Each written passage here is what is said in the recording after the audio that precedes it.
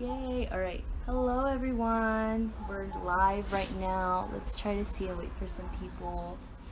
Yay! This is so exciting. This is the first one-on-one person that I've done. I'm excited. Yay! I see Kiki. Hi Kiki. Hi, Kiki. Let us know if you can hear us okay, alright? I'm already screaming. We'll try to be loud. Hello. I know, we'll try to be as loud as possible. We're just waiting and checking to see for more people to arrive. It's so weird to I have to turn over to see the question. Okay, you can hear? Alright, she said she can hear, it's fine. Yay. Yay! I see you, Cayman. That was me. Alright, here, let's give it a few more minutes. And then, oh, okay, alright. Can't wait to see you. Oh, can't wait to see you too, Kiki. Yay! Alright, oh wow. Miss you. I know we miss you. Love you, Kiki. This girl. Alright, I think we can start. Okay. It's 2 minutes in. Alright, okay, so hello everyone. Thank you for joining in the Artist Talk today. I have a very special guest with me, a very dear friend. Her name is Miss Rebecca Maria Goldschmidt, and she is an artist based on Oahu. So we're gonna start off the interview right away and start with where you're from, Rebecca. Hello everyone. My name is Rebecca Maria Goldschmidt, and I just wanted to preface this by saying that I would like to dedicate this talk to a friend of mine, Tasia, who's a friend of mine from Germany. So I actually grew up in Chicago, and but I was born in Phoenix, Arizona. I believe that's O'odham land in Arizona, and yeah, I grew up in Lincoln Park in Chicago, and we are here in Honolulu on Oahu, and I just finished my master's at the University of Hawaii. Mm-hmm. Yeah. Awesome. And then we're gonna get right into the questions. So what inspired you to create art? Brenda is just amazing. Thanks for having me, Brenda. You're welcome. I think I was really blessed to have art as part of my education in school growing up. So we had art in grade school and a little, very, very little bit in high school. But I also, as a kid, I remember finger painting, and I liked singing. I think I always really liked kind of creative stuff. But I did have exposure to art materials, which is something that a lot of kids don't really grow up with. So I think my mom, for that, my mom was kind of an artist in her own right, even though I don't think she really practices painting or drawing or anything like that. She was encouraging to my creative spirit. Awesome. And so when you decided to pursue art as a career, did you receive support from family and friends? We have a bee. We have a bee with us. Bee visitor. I'm just trying to... You know, yes. My family has always really been supportive of my work, and I'm really blessed to have their support, which is thank you to both of my parents. I think on the Filipino side, everyone usually is kind of encouraged to go in a medical direction, or I don't know, go become a nurse basically. My mom's a nurse, my grandma was a nurse, and I was really lucky to not have that pressure. I think a lot of the first and second generation Filipino Americans have that pressure of oh, who's gonna be the next nurse in the family? You are, and you have to do it, but I never really grew up with that. I actually was just kind of, they never told me what to do. They were just go to school, no matter what, just go to school, just keep getting your education. So that was kind of the support that I had. And when I started moving into the arts, it was more okay, well, how are you gonna have a job? I think my family's still how are you gonna work to support yourself? Yeah. Which is a real question, So, but I still did it. Yeah, thank you for that answer. And so now we're gonna dive into a little bit of school. So what schools did you attend? I went to Lincoln Park High School. I went to Lincoln Park High School in Chicago. It's a large public school. And I was in a program called the IB program. It's the International Baccalaureate program. So that's an international curriculum. And again, another reason that I was exposed to arts and literature and different stuff in ways that I think regular public school system didn't address really. And then I went from high school, I went to Lewis and Clark College in Portland, Oregon. Shout out to Portland. Yeah, and I went there to study environmental science. And I did not do that. Yeah. I ended up studying German studies because I had studied German in high school and I was into languages. And when I went to Germany when I was 19, I studied abroad, and that was like incredibly transformative for my identity as an artist. I never really identified as an artist before that. I was always into photography, and there was like that distinction between photography or photographer and artists. And when I went to Germany, it was like very clear to me that like art was such a huge part of that culture, which was also my culture, and theater and performance and sculpture, and just like spending time in the museums there changed a lot of my trajectory of how I kind of became an artist. And then I graduated and I took 10 years off from school between my bachelor's, which I got my undergraduate degrees in German studies, and now my master's. I literally graduated in 2008, and then I came back to school here in 2017, so about almost 10 years. Yeah, that's a long break. And so I wanted to ask, so what did you go in majoring in when you came to UH? Because you kind of brought it up when you went to college. But when you went to university for your master's, what did you go in as, and then what ended up happening during the time, and what did you end up doing? Okay, so I came in really thinking that I was going to do photography. I was coming from Tijuana, where I had been living and working in photography, and I was like, okay, I'm going in to do photo. I want to think about representation of Filipinos in images, in photography, in media. And at school, I was just really encouraged by all of my mentors to just like expand beyond that. And so I started doing more kind of sculptural stuff and fibers and printmaking and even digital work that I had not really considered before, where I was really seeing myself coming into school as like a classic photographer. So it changed a lot. And then I was interested in social practice and kind of like social sculpture, or like, bringing people together, community-based art practice. And so I think I really tried to hone that a little bit more as I was in school too. Nice. And so my next question for you is if you want to elaborate more about your experience at UH. And we're doing really, really good on time. I think we're talking a little fast. I'm talking fast. Yeah. As I do. Yeah, so we can talk a little bit about your experience at UH, and then if you want to also put in like opportunities that you had while you were at UH, such as like traveling and meeting artists and such. Gotcha. Yeah. Wow, graduate school. They don't tell you what it's gonna be like. I guess I'll just say that off the bat. I was listening to an interview with someone the other day, and they were like, graduate school, it's just like this cryptic, weird, sort of like hidden thing from most of reality. Like people don't know what it's like. So I was very, I think, naive going into it, in thinking that I was just gonna have like the world at my fingertips and I have all this access. I was really interested in the resources that school could provide me, like in terms of accessing different spaces that I can't usually as like a civilian person, like having the sort of umbrella of the university to like work under and like do stuff. So I did hustle a lot of funds. I did work in different student groups. I did try to build my community within the university, but I also really was strategic about what I was trying to learn.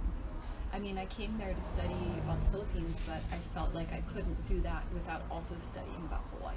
And so I was really blessed and very grateful to have studied with Noe Silva and, the indigenous politics. I took indigenous politics in the political science department at UH. I took women's studies. I took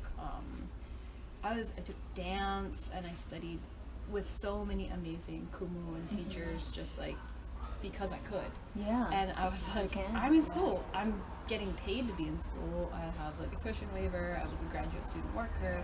So I really tried to take advantage of all of the possibilities that were available to me as a graduate student. And I think what I didn't really think about was just kind of there was definitely some,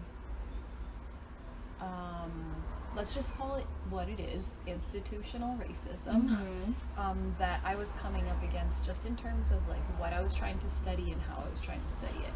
And really thinking about like the role of Filipinos in higher education. There's very, very few of us. There's like, I think 4% of the graduate body is Filipino, you know, whereas like 25% of the Department of Education, like public school system, is Filipino. So like as you get higher and higher up, I mean, everyone kind of knows this, the higher up you get in higher ed, the more white it gets. And yeah, that's always just a struggle and a difficulty in terms of like being a woman of color in an institution, in a department that's predominantly white. Yeah. So, I mean, I probably would have had this experience in most other places, but I was thinking that coming to Hawaii would be a little bit different just because the population here is majority people of color. Yeah. So, but I do also think that the context of Hawaii, like even though we're like in an American school, we're also not in America. And so trying to apply kind of like the racial dynamics that I was coming out of, like thinking about the border, thinking about coming out of Chicago, and then like seeing that experience play out for me here in Hawaii is really different. So yeah, I wasn't like super stoked on some of the things that I was hearing or seeing or experiencing, but I also was trying to understand a little bit better what is the context of Hawaii that I'm in right now. As like, I mean, I'm a brown person, but I'm also like a privileged, educated, white passing brown person. You know, so it is complicated, but I feel like I did my best to take advantage of what the resources were for me at that place. Yeah, sure. Yeah. And then, hold on. I don't know if you want to talk more about it. You most certainly can. I was able to go to Canada twice. I was able to go to the NISA conference, the Native American Indigenous Studies Conference, Association conference in Los Angeles. I was able to go, I had an exhibition in Philadelphia. I went to the Philippines twice. I mean, not all of that was totally funded, but probably like 80% of those trips were funded by school stuff. So yeah, I went to the Philippines for the first time, and that was a scholarship that I had actually from a community language class that I was taking. So I never would have done that if I didn't go to grad school. Wow. Yeah. I didn't know that. And I also will say that, yeah, I wouldn't have been able to, I studied Ilocano, which is my grandmother's native language, and the University of Hawaii Ilocano literature, languages and literatures program is the only place where you can study that language in the world outside of the Philippines. So it's like there are so many resources here at this university, and like any institution, you're just gonna come up against some bullshit sometimes. Yeah. And unfortunately, that's how it is. But we're trying to change that. Yeah, we are trying to change it. And then this is a question that isn't here, but I remember we talked about it when we were prepping for this, and I don't want to not talk about it. So I want you to mention a little bit more about what happened when you opened up for your MFA. Oh. And what happened during that, and then I'll go back to the questions because we're doing really good on time. Sure. So. Okay, cool.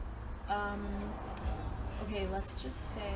Oh, I just have to say first that Brenda was my assistant through this whole process of putting the show together. So shout out to you, for real. Thank you. Because I had an ambitious project. I was basically creating like kind of living room sort of space, and I had various like weavings that I had put up. I had a whole like it was like a hangout chill room, and some photographs and some different textile pieces, but put it all together, you know, got everything together, put the zine together, put programming together. I had received a grant to have funds for some artists who come to Hawaii from the Bay Area. I had received a grant to bring artists, or not artists, but some organizers with Liang Network from the Philippines. A lot of work went into this project, and the first week of March we opened. The show was amazing, it was beautiful, we had a fantastic opening, and then that week it was slowly like, oh shit, okay, stuff's starting to shut down, should we shut down? And then on the 13th, it was like Friday the 13th. That's right. That was like, we had a film screening that night, and it was like, pow, like, okay, we're done here. And then from that moment, everything was shut down. And in fact, the gallery just opened up just the Oh, other really? day. Yeah, I didn't know that. for people to come in. So, wow. I mean, it was intense, y'all. I mean, frick, I worked for 3 years to build an exhibition, research, you know, all the kind of stuff that you do to make it happen. And I am so grateful that we had that beautiful opening, that the show even got to get put up, and that, you know, we were able to gather together in that space a couple of times. We did have a couple of workshops. Nico Hinden did some kappa making workshop, kind of demo. Nene Alum did a painting workshop, or it was actually a kalo, identifying the parts of the kalo plant, the taro plant workshop. And then Mango Freeman did like a weaving workshop for coconut hat weaving. And then, damn, we did one other thing. Oh, the film screening with Adrian Alaria. And so we got 4 awesome workshops in there, and then everything closed. And then the show was like empty up until July. Yeah. So that was weird, but it was also this question of like absence and presence. Like, Oh, yeah. what happens when you create a work that is just like on hold, or like a work for gathering people together then becomes like just an empty space where nothing is happening. What does that mean symbolically? I don't know, but yeah, so it was cool. It was bittersweet for sure. Yeah, it was bittersweet. And I think I'm gonna just say this one bit and then we'll go on to the next question. I think it, like you said, you're very fortunate to open because there were other artists who did BFA, such as Kiki, who I'm not sure is still watching, but Kiki, along with other artists that we know from UH, didn't get to have that opening due to the pandemic, which was very, very sad. So yeah, I'll leave it at that for now. And I must also say that we were able to bring some of that programming online, and thank you. had a couple of, like, you know, we did have websites with the work which are still up, so people were able to see stuff online. But you know, it is different. But I think that was definitely a creative moment of like, okay, how do we adjust to this? Yeah. And how quickly. I personally just took that whole month off. Yeah. I was like, I am just gonna chill because that was a lot of work, and then I was like, okay, now I can get it back together to like bring everything back online. But it was hard. Yeah, thank you. Thank you for elaborating on that. I appreciate it. So my next question is, what did school prepare you for? I think I made this joke the other day, but Yeah. I'll say it again. The coronavirus was not prepare me for the coronavirus, I'll tell you that much. Gosh, so many things. Yeah. What did it prepare you for, though? Like problem solving. Yeah. Definitely some creative problem solving, and how to like advocate for myself. I think there were a lot of moments where I was like, oh, I don't know if I should do this thing because I'm scared, or because I don't know if I should do it, or do I want this, or, you know, like just kind of decision making. And I think it was very, you know, my mentors were very like, they were very kind of like strict with me because I'm all over the place, which I think is good, but it's also like I have a lot of ideas, and so they were really like, okay, you're gonna have to hone this down, you're gonna have to bring this down together, you know, into something more like concrete. And I think that was helpful for me to figuring out how to like people talking about AC over here.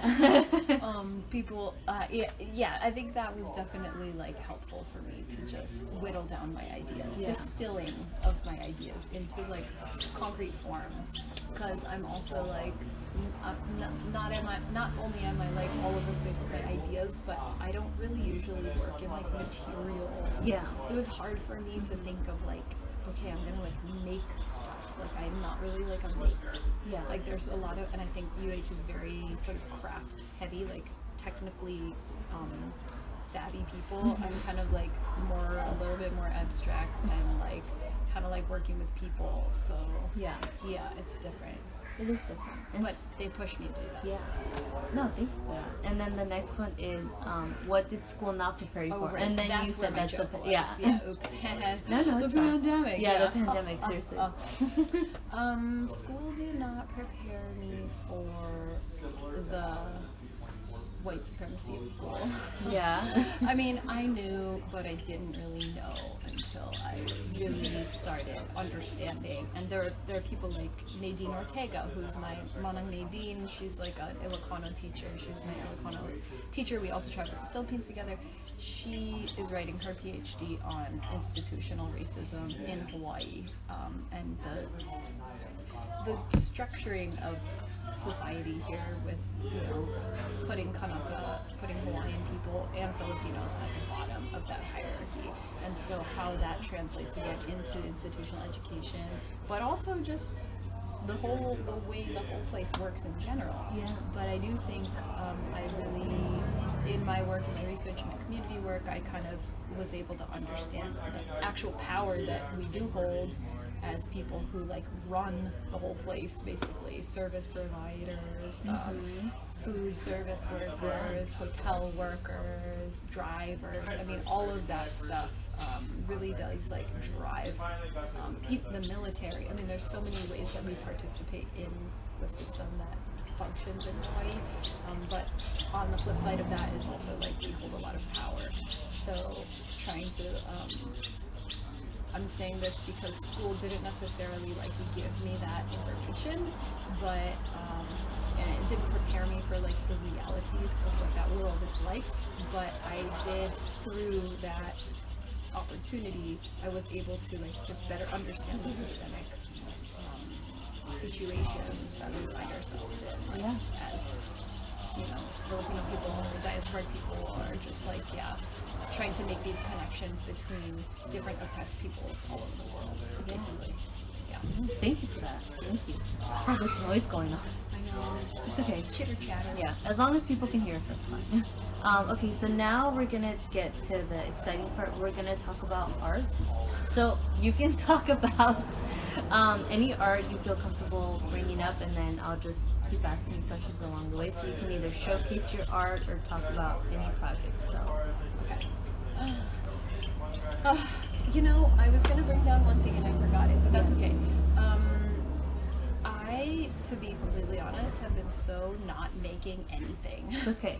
Because I don't usually make that much stuff, but I have been drawing and I have been working in my garden a lot. And so I wanted to share Here you go. Oh, there it is. Yay. I wanted to share this with you guys because maybe about, it's probably I'll zoom it in a little bit so that you ago. can Oh no, see. here, I can do this. Oh, okay, cool. I don't know if you guys can see this, but this is a cotton bowl. And no, it's okay, because I'll go back. But just so people can see, it has like these kind of crispy covers, and this whole thing actually popped open. Oh, cool. And There's like cotton? a hard, and this is cotton. And so it's like a fluffy cotton ball, and I grew this cotton from seed. And Oh, wow. so I planted this probably like, it was already like 9 months ago. Probably. Oh, It was wow. kind of a while ago, and it just like 2 weeks ago, a week ago, popped. Yeah. So I wanted to show you guys that because I am interested. I've been studying cotton for a while, and this is basically when you here's actually some other. I'll show you guys this stuff because. Oh, wow. Look at that. This is kind of what I've been working on. These are cotton seeds. I don't know if you can see them, but they're really small. These are seeds that someone gave me, and this is like a little bit more cotton that I've picked the seeds out of. And then this is some of the cotton that I've been wow. spinning. That's awesome. Yeah, so, it's not like in any particular form right now, but it is That's amazing. string And that then I've from there- made. Wow. And this was not the cotton that I grew. This was a gift. This is cotton that I was gifted. But I do have a freaking ton of cotton that someone gave me that I need to start spinning more. And it's very relaxing, but it does take a while. Yeah. So You could basically take, what I'll do is end up taking this and probably spinning it into thread. wow. And I grew it myself. That's amazing. So what was the inspiration behind it? So I actually took a workshop with the Hawaii hand weavers who gave me, what'd she say? Mind blown. The mind blown I know. thing. Yeah. The Hawaii hand weavers who they do spinning workshop, I think every month actually, so shout out to them. They gave me a scholarship like, gosh, a couple summer, maybe last summer, gosh, I can't remember. Last summer? Yeah. And basically that's who taught me. So there are a couple different ladies. Linda is one of the women who gave me the cotton, and then a different woman and a different auntie like gave me the drop. It's called a drop spindle. Yeah. So I've been just kind of playing with that, and I've been doing some like hand woven on a frame loom weavings. But this, I think my main inspiration was just, gosh, and gets a little bit complicated, but follow me here. It all goes back to labor and women's labor. Oh, okay. And like,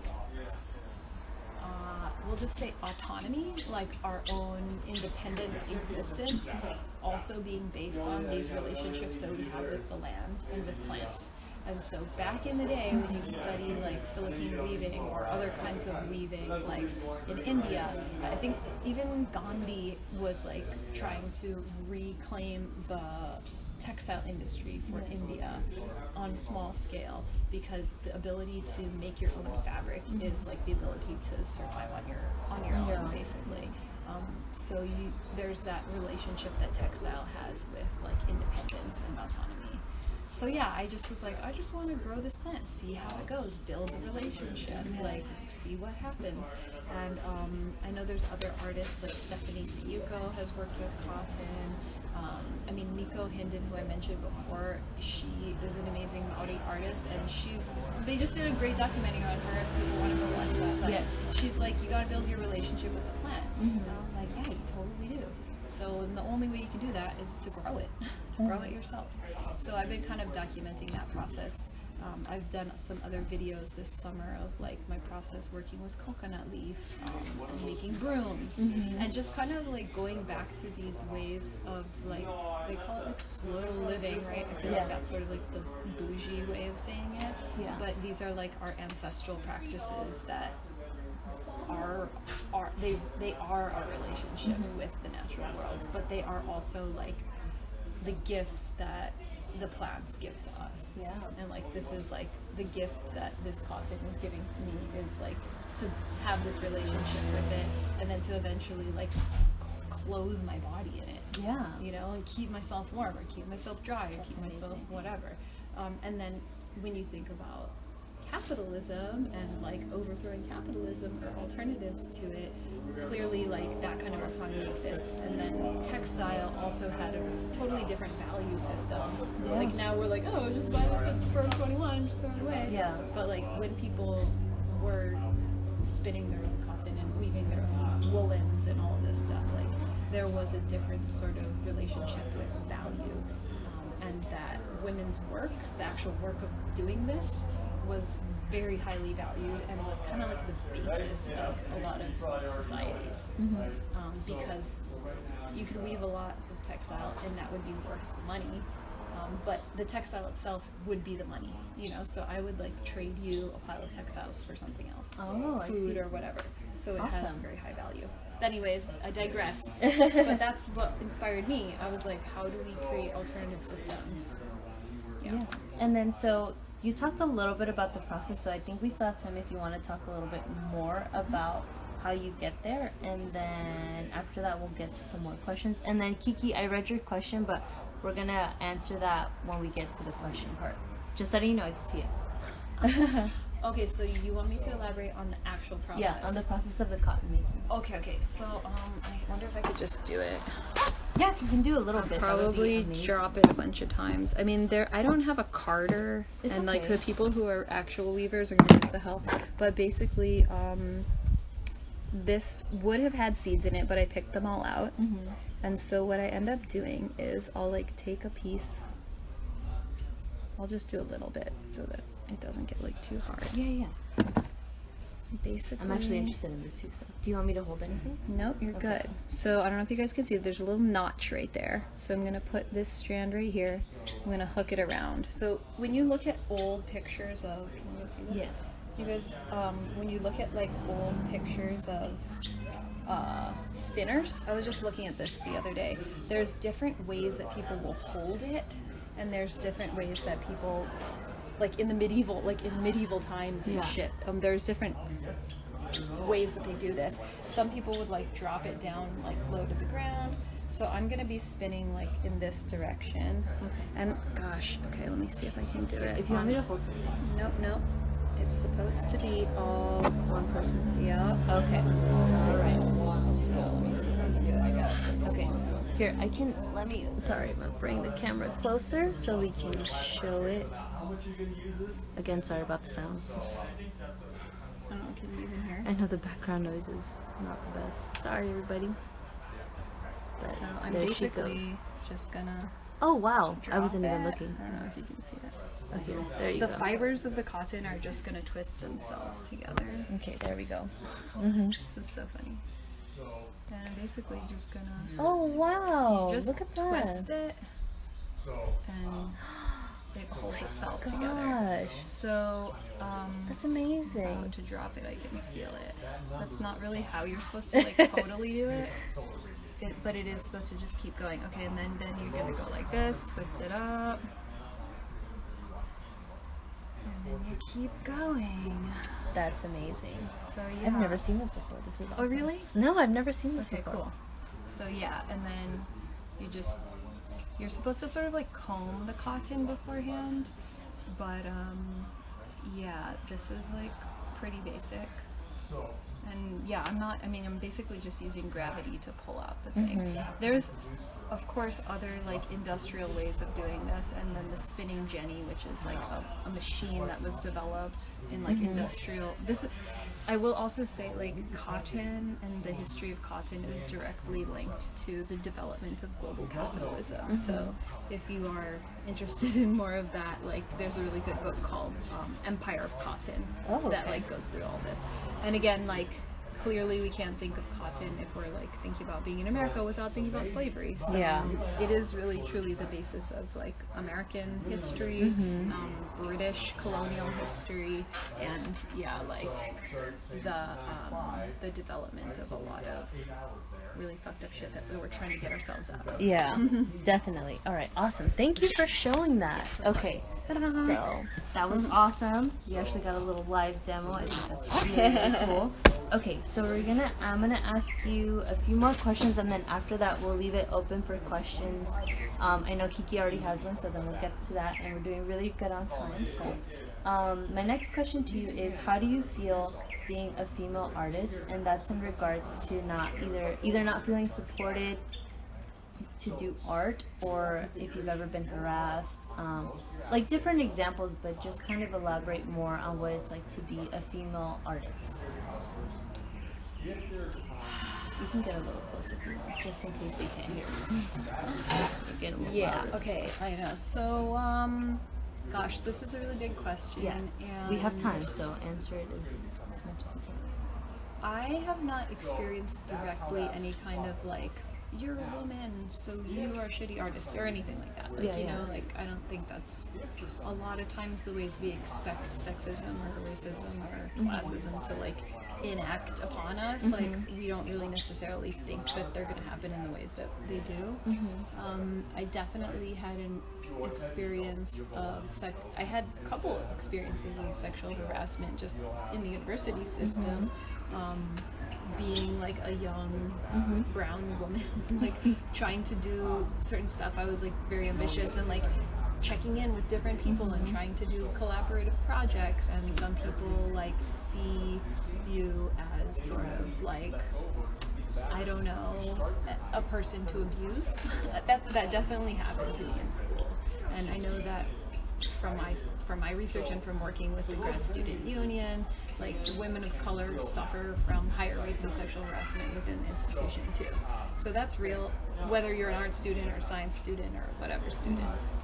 So I won't say that that's specifically because of art, but I do think that my art making is inspired, or it is at least like related to my experience as a woman, and I find that women's experience is a basis of my practice, and even the kind of work that I'm exploring, like spinning cotton, for example. Like women's work and women's labor is important to me, and it also is because it is so devalued in our current state, in our current state of like neoliberalism.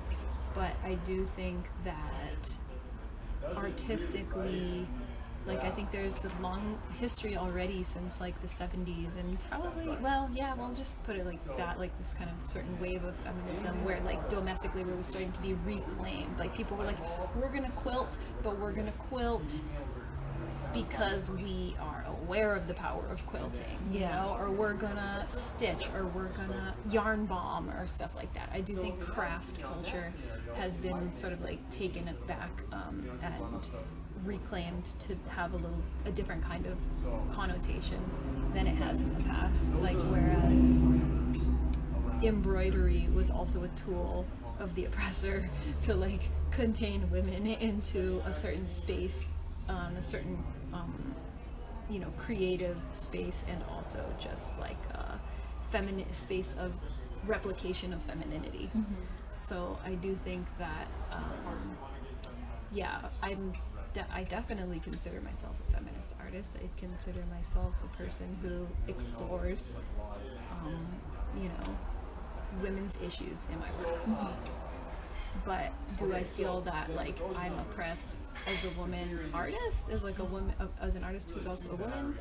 I don't feel like that. I feel like I do whatever the fuck I want as much as I can, you know. But that doesn't mean that I'm gonna come up against shitty people, you know, who are gonna not believe that I'm worthy, or not believe that I have the value because I am a woman. So but that happens in all parts of life, unfortunately. Yeah. Thank you for answering that question. The following one is, how are you taking care of yourself emotionally and physically during this time? I know, heavy question. Good question. I've been doing a lot of yoga. My roommate is very inspiring, and she and I have been lifting weights. I've been surfing. Fun. Oh, fun. Yes. I don't surf. I'm like a very beginner surfer. We need to do this one. Yeah. Okay, next time.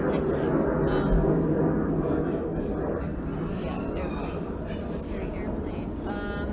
I've been doing a lot of active stuff, and I've been swimming, and I've just been really active. I feel really good about that. And then this weekend was like Day of the Dead / in the Philippines they call it Mundas, or it's basically just like a celebration. I've been really tapping into a lot of celebration stuff, like from my Jewish lineage and from the Philippine stuff. What? Sorry, so much noise. If we didn't live in a military-occupied nation, we wouldn't have those. Okay, keep going. I've just, I cry a lot. It's I cry a lot, and I'm really, really strict about what I eat. I'm very monk-like. I'm kind of monk-like in my practice because I know that I need to maintain a certain kind of mental stability that, for me, comes from being active and feeding myself well and sleeping a lot. So I try, but sometimes shit's just crazy. Life is intense. Life is intense. Yeah. Thank you for your honesty. And so my last question to you before we leave it open for questions for the audience is, what is your advice for artists? Oh God, I have no advice. No I don't advice. like giving advice. Shit. I mean, honestly, in this particular moment, we haven't even mentioned that it's freaking election day. Yes, we have not. And all that shit, because I felt like we need to focus on creating. I have so many different friends who are artists in so many different places, and unfortunately, a lot of us have mental health problems. We have shit we're dealing with. We have family stuff. We have all kind of human, regular freaking problems. And the only thing that we can do is just keep making stuff, keep being creative, keep, our job is to be that person, you know, like to be that person in your community who is like uplifting and reflecting what's happening back to everybody. So we need to keep working and keep organizing. I mean, honestly, I've spent a lot of time organizing and fundraising and being on top of like the on the ground kind of issues and education. That stuff is part of my practice as an artist. So that's why material stuff for me is not as important right now, because I find that the interpersonal is a little bit more like pertinent, but I also know that like beauty and like believing in beauty is really important. Yeah, awesome. Thank you, Rebecca. So those are all the questions I have for now, and it's been so nice having you here. It's been so much fun. So now we're gonna have it open for audience. So I know Kiki had a question, and then after Kiki, if anybody else has a question, please feel welcome. I know we're like going like this. So Kiki asked, Hey, Tara. I know, I see Tara. And I think Paola's in there too, and Giovanna. So I think the question is, will you do a documentary of the process with cotton? Thank you for that question, Kiki. So, Rebecca. I need a freaking editor. I've been filming. I have filmed my cotton for a while, but maybe, you know what I was thinking? Maybe I'll make like a little book. Oh, a book. How That fun. could be fun. Yay. I'm just, I love making videos. I do. So maybe it could be just super short. Yeah. Oh, I will plug my Patreon for Oh, those that's right, who yeah. don't follow my Patreon or aren't subscribed or whatever, but I have been posting stuff about cotton a little bit on my Patreon. So yeah, if I do like a little mini doc or like something short, like I'll share it. Awesome. Thank you. And then I don't think I've seen any other questions. Does anybody else have any other questions for Rebecca? There's so many people watching. I like scrolled up. I kept Kiki's question up there, so I'm scrolling all the way down. There's just claps. Yes. Feel free. Giovanna, feel deep free. sigh. Yeah, we have I love you, Giovanna. we have lots of time, so if anybody has any questions, please go for it. If not, I have a few more, but let's just wait and see. Thank you, Kiki, again for the question. Can I ask you a question? Oh yeah, sure. Ask me a question. I'm just wondering, like, for you, like, because you've been doing so many of these interviews, like, Oh, okay. what do you think is something that, like, why is it important for you to do this? You know? Oh my gosh. I We're was not flipping it. We're I was flipping not the script. expecting to be interviewed. Okay, but because you told me about it, right? Yeah, I mean, that's we right. talked about the whole process of like, okay, I want to do these interviews, yeah. and what would that be like, and la-di-da. So I'm just wondering for you, because you're an artist too, and it Yes. is important to share people's process. Yeah. And while we wait on more people to ask, Katie, I see you. Oh, yeah, it's a very good question. So I think it's important to me because I think since I moved here, I've met so many amazing artists, many of who are on the Artist Talk right now. Everybody, you know who you are. Each person that I've met since coming to art school has changed my life drastically. You included, which is why I'm interviewing you.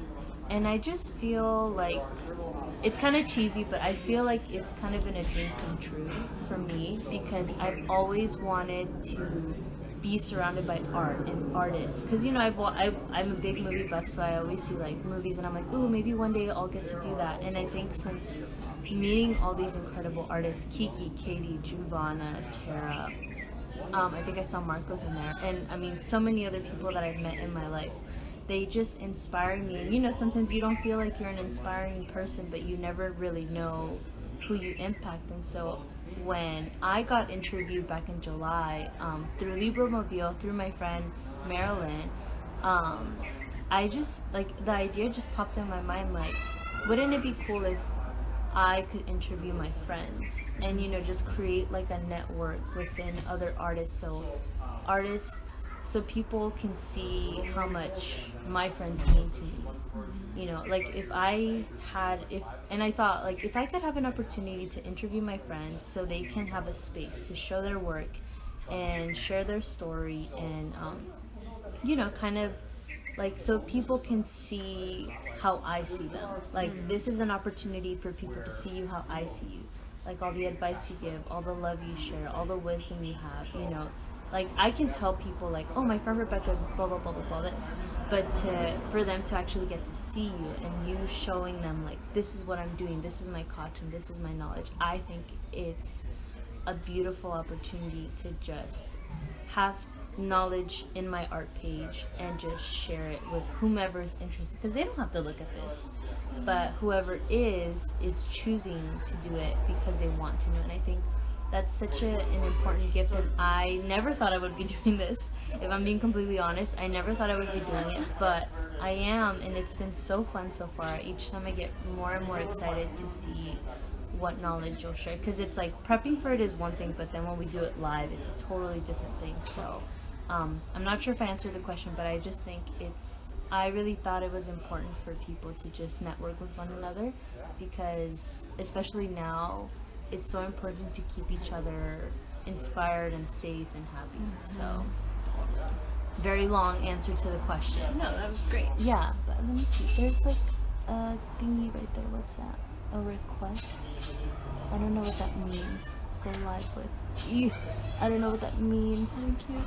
I can't tell either. Does anybody else have any other questions? Keep going, Brenda. Keep going, Brenda. This is just the beginning. Oh, Kiki, yes. stop. Thank you. Kiki. Yeah, we still have a lot of time if anybody Wait, has what any time is it questions. right now? It's 4:47. Oh, perfect. Oh, good. So Then we can have just chill. Yeah, we can just chill. We Okay, have time for many more questions. I have questions for the audience. Ooh, okay.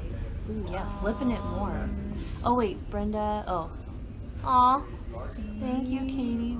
That's so sweet. Thank you. Yeah, I think that is really important. I mean, I'm just to like kind of like reiterate what you're saying. The support systems that we give to each other and just like hyping each other up is really important, because I mean, everyone suffers from this, but like the imposter syndrome shit is real, and like it's hard to sometimes motivate yourself to like do the thing. Like even now, like I probably wouldn't have brought my spinning shit out today. You know, I was like really busy, had meetings all day, blah blah blah. But now that it's out, I'm like, okay, maybe I can get back into this, or like I can dedicate some time to this. And sometimes it does feel really like futile. Yeah, no, definitely. Like, the world is burning down around me, and I'm here fucking spinning content. Like, what does that do? Yeah. And I think that's the question where a lot of our families aren't supportive of our art practice, or aren't supportive of like what we want to do with ourselves or with our lives, because it won't make money, or it won't give us a freaking roof over our heads. But I do think it is important to keep challenging, like, no matter what, you're gonna do that thing, because that's what spirit is moving you to do. You know, like you move to do stuff for various reasons, but one of which is like you have a story or a message or something that needs to like come through you. I agree. Yeah, and then adding more to the question that you asked, it's like Kiki brought it up in the interview that I did with her last week. It's like, when you're in school, you have people hyping you up. You have people with you all the time. And then, you know, once school ends, you're kind of by yourself, and you have to be your own hype person. I'm taking your words, Kiki. Totally. Yeah, like you have to hype yourself up and you have to motivate yourself. And I remember one of the professors at UH, there's a bug, Scott Groninger, I remember he said, like, you have to hype yourself up, because, you know, like, you're not going to have a support system all the time. But it's always good to have that around you. So that's another reason why I'm doing these Kiki. That's another reason why I'm doing these artist talks, is like so we can hype each other up. And it's like, oh, she's doing cotton, how cool. Like, oh, Kiki's doing Polaroids, how cool. It's like, it's kind of like it gets the brain juices flowing, you know. So yeah, that's we're doing so good on time. Does anybody have any questions? I talk fast. So many. Yeah, we have so much time. I mean, it's hard. I didn't really like show much of my work, so I don't know what questions people might have. Feel free. Yeah, I have questions for you. Okay, so since no one's asking, I want to ask you, because you have an amazing life. For people who don't know Rebecca, she's very, very well traveled, and I'm always inspired. So why don't you? I would like to hear about your travels. I don't know. I know so many places you traveled to. So you can either talk about your experience in like Greece or Germany or living in Mexico, since we have some time. If you want to talk about what it was like to live in those areas and what you learned, that would be great. Sure. any of those places, or places you haven't told me you've traveled to? Yeah, you know, time. it's so interesting because today I was getting a lot of flashbacks to the time I was in Germany. Oh, okay, cool. And gosh, I was very young and I was taking art classes at the university in Munich, and I was living in the student dorms. Okay. So I was like, yeah, really young. I was like 19, and I was studying German, and I was studying, German art and art history. And I think I mentioned it earlier, but yeah, we would have class in the museums. And I just hadn't really, I mean, even growing up in Chicago, like we had good exposure to like the arts and like the art institute, and you know, we had museums and all that kind of stuff. And in Portland, I was taking art classes and I did certain stuff. But in Germany, it was like there was cultural, societal support for art making.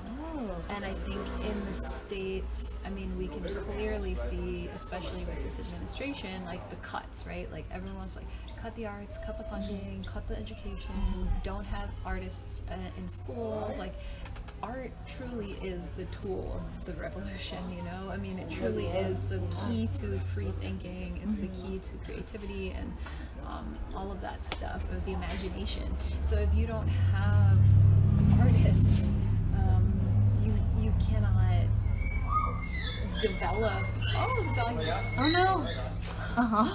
You cannot develop a society that's self-reflective.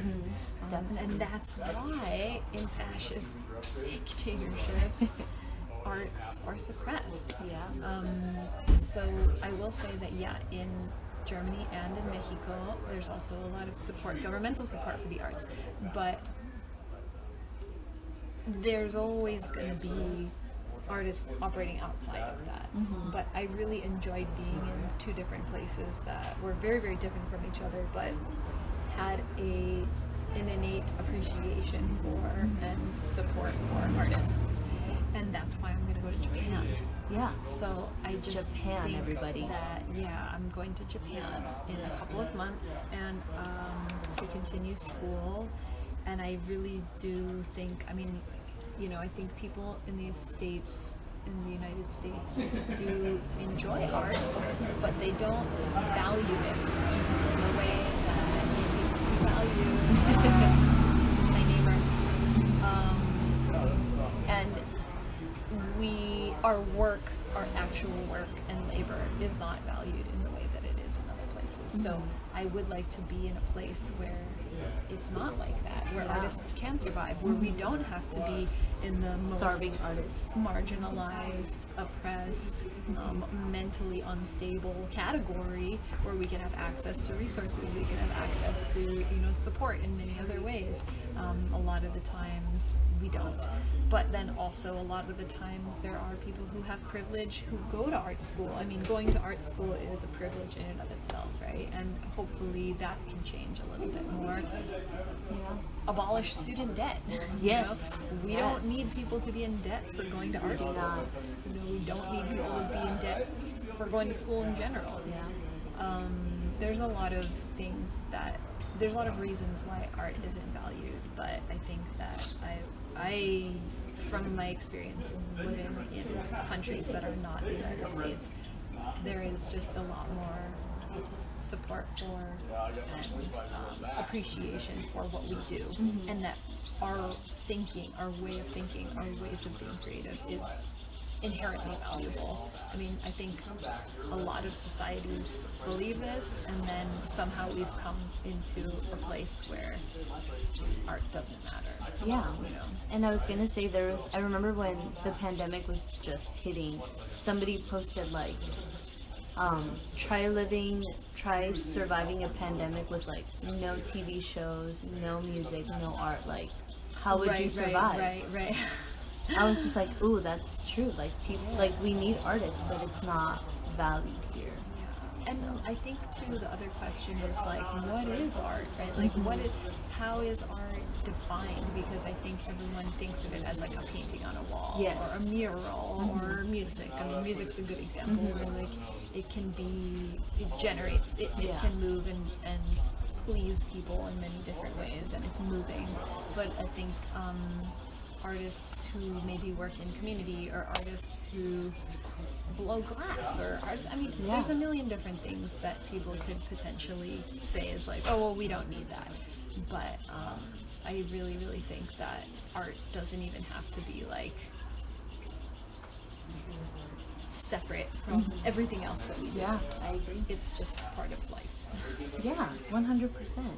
And I think, thank you for answering that. Okay, so we have a few more minutes. No one's asked any questions. It's fine. Yeah, it is. I don't have any questions. Yeah, I have another question. Oh, okay, I have so many. See, I can just. Okay, go. I'm an interviewer. I have to like.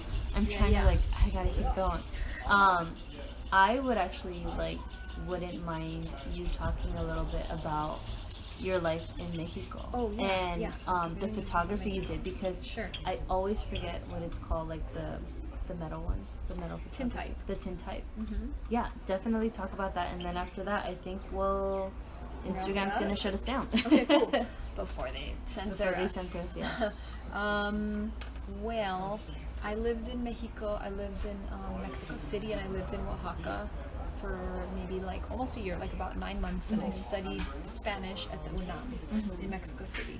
And at that time I was doing, I did some zines, I did a lot of photography. I got kind of back into film photography at that point. I think that was like 2012. And then I ended up moving back to Chicago, doing more darkroom work. And then my partner at the time was doing his research for his PhD on the border. So we ended up moving to Tijuana. I went to LA for a little bit, and then I moved down with him to Tijuana. So yeah, I was working, I started a project there with an organization called the Aja Project. They're based in San Diego, and we did a project called Border Click, where we were basically like working with young people who were crossing the border to go to school every day. So people commuting from Tijuana to San Diego to go to college, or to go to, well, at that point we weren't working with high school students, so we were working mainly with early college students. And then I did a couple other projects with Aja and with another organization called Las Fotos Project, who are based in LA. Who I love Las Fotos, and they're doing amazing shit right now. They really have like blown up their work. It's amazing. Yeah, and they work with girls who are interested in photo. So I worked, for like a couple more years on the border. I was doing basically like photography school, or like photography classes for teens and youth who were interested in using photo as a tool for social justice and documenting our communities and documenting their experiences. So yeah, that was so fun. I just really shout out to all of my San Diego people and my Tijuana people, because that was really like a fantastic base. Like I learned so much really quickly, and also like harshly in a lot of ways, of just like what it was like to work in community, what it was like to work with photo. I mean, I have students from that time, like Melissa, there are 2 Melissas, which is hilarious, who one is like making films, the other is making amazing photos. Like, just like you said, like you don't know who you're gonna inspire, and like I think the seeds that a lot of us planted at that time, it's like how many more years later, about 3 years later, 3, 4, 5 years later, like that is all coming to fruition in many different ways. Like my friend Rizal is now running the Aja Project in San Diego, and there's like just a lot of people from that time period in my life. My friend Mariel, I love you, Mariel. She went to go do her graduate degree at U of A in Arizona and Tucson. So like, just like seeing how, when we were working together, how we inspired each other, and then like now a couple years down the line, like where everybody's at is really, really cool. And really, we did a lot of work together around just like being solid, rad female photographers, and really just owning it. And like even in places like Tijuana, where it's like hard to walk down the street, hard to ride the bus next to someone, hard to be a woman in public space, that we were like taking up space and being able to document what was going on. I think it's really powerful, and especially with the border stuff too. I mean, clearly we know that still needs to be talked about. So yeah, definitely. Thank you, Rebecca. All right, I think we're out of time. Gracias a todos. Thank you everybody for joining and watching. I really appreciate everybody. Thank you, Rebecca, for joining, and then we'll do another one next week. I don't know when yet, but tune in, everybody. Thank you so much. Thank you guys so much. Bye. Les quiero tanto. Thank you. Thank you. Okay, let's see. End it. Aloha.